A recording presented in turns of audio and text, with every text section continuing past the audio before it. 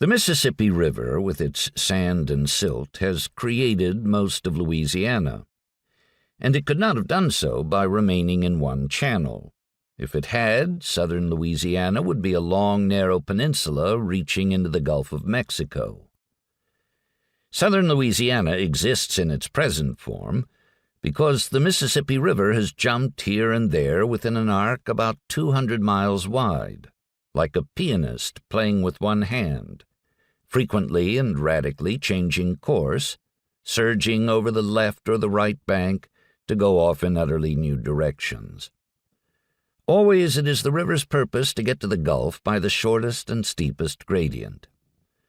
As the mouth advances southward and the river lengthens, the gradient declines, the current slows, and sediment builds up the bed. Eventually it builds up so much that the river spills to one side. Major shifts of that nature have tended to occur roughly once a millennium. The Mississippi's main channel of 3,000 years ago is now the quiet water of Bayou Teche, which mimics the shape of the Mississippi. Along Bayou Teche, on the high ground of ancient natural levees, are Jeanneret, Breaux Bridge, Broussard, Olivier, arcuate strings of Cajun towns. 800 years before the birth of Christ, the channel was captured from the east. It shifted abruptly and flowed in that direction for about 1,000 years.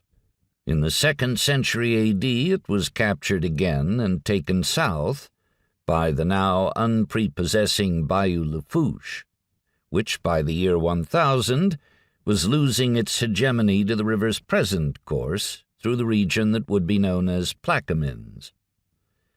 By the 1950s, the Mississippi River had advanced so far past New Orleans and out into the Gulf that it was about to shift again, and its offspring, Atchafalaya, was ready to receive it. By the route of the Atchafalaya, the distance across the Delta Plain was 145 miles, well under half the length of the route of the master stream.